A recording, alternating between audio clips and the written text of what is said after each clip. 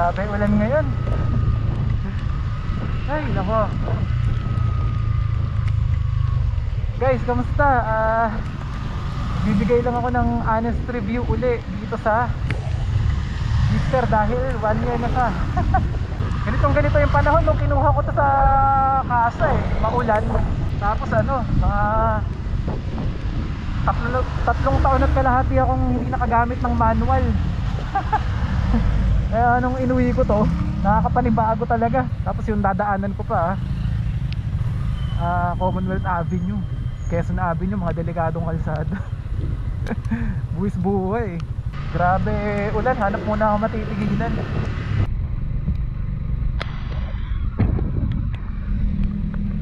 Palagay ko familiar na familiar sa inyo tong lugar na to eh.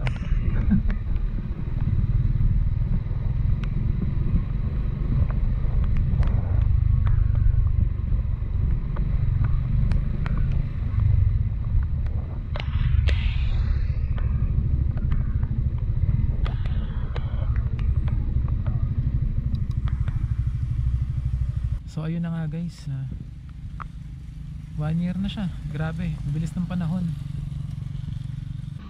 Wala pa rin ito naging issue.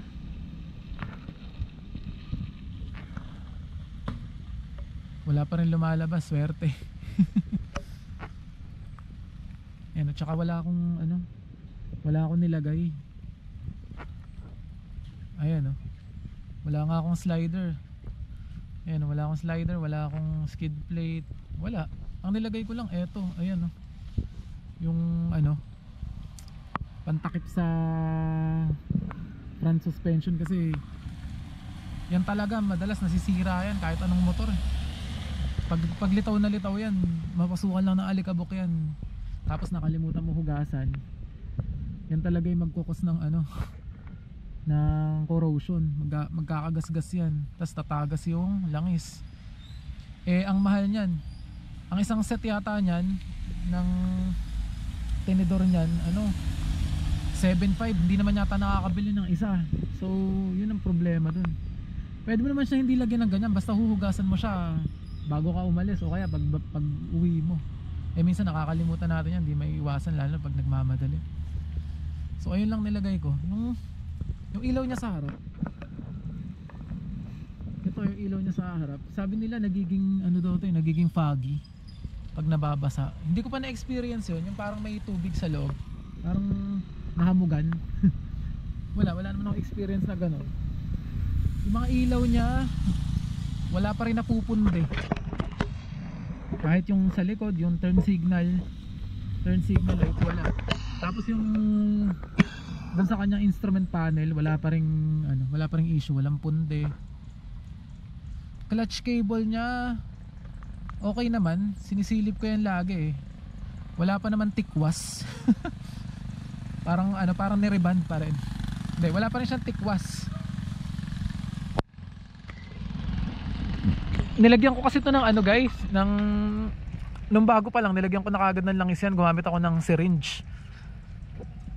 Tapos dun sa may tube niya dun, sa may lever, dun ko pinadaan. Yun, kaya siguro okay pa. Ang odometer reading niya is nasa 10,000. Di kasi ako masyadong makagala ngayon eh. Kaya isang taon na to, nasa 10,000 pa lang yung odometer. At saka late ko nakuha yung ORCR file nito. Mga 2 buwan. So 2 buwan din siya nakatenga. Yun, bali kung susumahin talaga, nasa 10 months of usage pa lang to. Pero yun nga, gaya ng sinabi ko, wala pa rin naman siyang issue. Yung gulong niya, hindi ko na rin pinalitan eh. Doon sa una kong motor, pagkakuha ko, pinalitan ko kagad kasi medyo madulas eh. Eto, okay naman. Ilang beses ko na to dinala sa Marilaki, sa Cabiang, sa Bulacan, Pampanga, medyo umuulan, okay naman. Hindi pa naman ako nadulas. Sa Marilaki, ilang beses na akong inulan doon. Hindi pa naman ako dinulas na ito. So hindi ko na siya papalitan. Ayan, malalim pa yung kanyang thread So may 1 taon pa siguro tong gulong ko. Mahal kasi gulong na ito eh. Pero kung gusto niyo ng gulong na ito na abot kaya, Meron akong link neto sa Shopee. Ilalagay ko sa description. Ang pangalan ng brand niya Siat. Actually yun yung stock tire ng Gixxer sa India, Siat at saka MRF. Yun, dito nagkataon lang na puro MRF. Pero sa India may Siat na stock tire. So feeling ko goods din yun. Mura lang yan, around 2,300 lang yung gulong sa likod. Yung sa harap hindi ko alam, pero syempre mas mura, mas manipis eh. So baka sa 4,000 may ka na. Sa 4,000 may set ka na. Yun, bali siguro yun na lang din ipapalit ko pagka napudpud na to. So ano pa bang masasabi ko? Wala eh. Wala namang wala namang issue eh. Okay naman siya. Yun, yung gaya nga na sinasabi nila, yung Logitech, nararamdaman ko lang yung pag sobrang tagal mo nang pinapaandar, yung mga 60 kilometers na 50, tas dire-diretso, tas nag-high RPM ka, doon mo lang siya mararamdaman. Pagka huminto ka, ayun, parang medyo malakas yung kanyang minor, tas pero medyo may clicking sound, parang ganon. Tsaka pagka sobrang taas ng RPM mo, halimbawa nasa low gear ka, second gear, first gear, second gear, ayan, third gear, ayan, medyo siya, may konting ayun, parang kalansing na tunog. Pero yun, normal yun kasi yung design ng engine niya nga SOHC, tapos 2 valves lang. Mahaba yung stroke niya, yung travel ng piston. Tapos yung piston medyo maliit kasi 2 valves. So alam mo na yung ganun design, di ba? More on torque, more on low end, mid range yung power niya. Wala siya talagang top, wala siyang dulo. Kasi pag gusto mong may dulo, ang design ng engine nun yung malalaki yung bore, malalaki yung piston, tas maikli yung travel. Yun talaga, kaya nun mag high RPM, kaya nun mag 10,000 easy. Eto hirap na hirap to sa 9,000, maingay na siya. Pero torquey naman siya sa sa low end at saka sa mid range. Nandun yung power niya kahit may angkas ka. Yun ang advantage niya. So yun lang talagang paulit-ulit na lang to. Yun lang talaga issue nito, kung mahilig ka talaga sa racing, yun lang talaga magiging issue mo dito, kasi ang top speed nito 115 lang. Yun. Pero kung katulad ko na hindi naman importante sa akin yun, okay na sa akin yung 80 eh. Sapat na yun, kahit uuwi ka ng probinsya, ganun din naman takbuhan. 80, minsan nagwa 100 din tayo. Nung nag-Laguna loop ako, may mga part doon na walang masyadong sasakyan. So ayun, pwede ka mag 100 plus. Nakapag 110 ako doon. Hindi pa yun sagad. So bihira mo lang magagamit yung mga ganong kabibilis eh. Dito naman sa NCR, okay na yung 60 to 80. Actually hulihin ka naman eh kapag nagmadali ka sa Commonwealth. Pag nakipagbakbakan ka, hulihin ka naman. May time doon na nandun yung mga MMDA sa footbridge, binabaril na yung speed mo. So hindi siya sa akin, hindi siya issue. So para sa akin wala siyang issue. Yung pagbili ko nito, wala akong pinagsisisihan. Parang wala akong masyadong hinahanap sa kanya ngayon. Yung suspension niya maganda pag may angkas.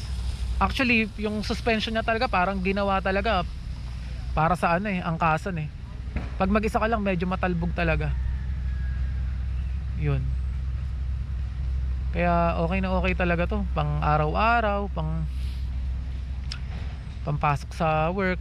Tapos yung fuel efficiency niya, ganun pa din. Yung computation ko madalas 45, mababa na yun. Madalas 48. Kung pag nagpagas ako ng mga 200 pesos, usually nasa 140 kilometers yung natatakbo ko. So 'di ba? Parang per kilometer niya sabihin na natin 150 kada isang kilometro, 'di ba? Hindi na masama sa laki niyan, sa bigat niyan, 'di ba? Napakatipid. Kahit may angkas ako, ganun naglalaro pa rin sa nasa 40 something 43 pag may angkas. So wala talaga ako masasabi. So sa lahat ng mga kagaya kong bumili nito, solid talaga yung solid talaga tong motor natin. Wala tayong nasayang na piso dito. Brake pad okay pa din. Sana naman wala pa masira. Ang pinalitan ko pa lang dito, guys, kahit hindi pa sira, yung spark plug. Sinunod ko lang kasi yung preventive maintenance. Yun, nung 8,000 nagpapalit ako. Ang susunod na papalitan dito, air filter, pero di pa naman ako nakakaramdam ng yung parang sinisinok. Yan, air filter tsaka fuel filter, pero matagal pa yun eh. At tsaka nararamdaman mo naman pagka palitan na yun. Kasi pupugak-pugak. Yan.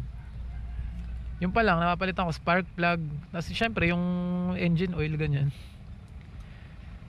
The rest, wala pa talaga. So may idadagdag ba ako? May papalitan ba ako? Yan, gaya ng side mirror, handlebar, upuan, wala. Wala akong babaguhin kasi ano ako eh. Medyo mahilig ako sa stock lang. Tsaka ang totoo talaga niya, wala akong pambili.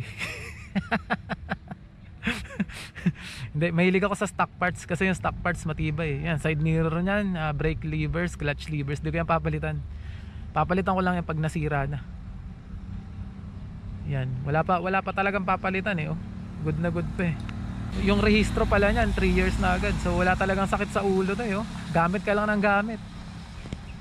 Yun lang, yung ang mine-maintain ko lang sa kanya yung ano, yung engine oil tsaka yung kadena. Ayan oh. Ayan yung kadena niya. Kinakalawang kasi pagka nababasa, normal naman yan. Lilinisan mo lang lagi. Tsaka yung monoshock niya na yan, oh.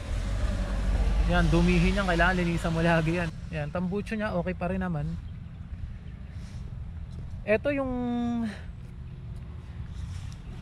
fuel tank, hindi naman siya pinapasok ng tubig. Wala naman akong i-issue ganun. Lagi naman itong basa kasi nasa labas lang to ng bahay namin eh. Kinukuberan ko lang. Minsan hindi ko nakukuberan pag umuulan. Wala namang problema. Ayan yung lagay ng susi, eto, mga switches. Hindi naman pinasok ng tubig. Hindi naman nawawala yung busina. Hindi kagaya ng ibang motor na pagka naulanan hindi makapagbusina eh. Ayun.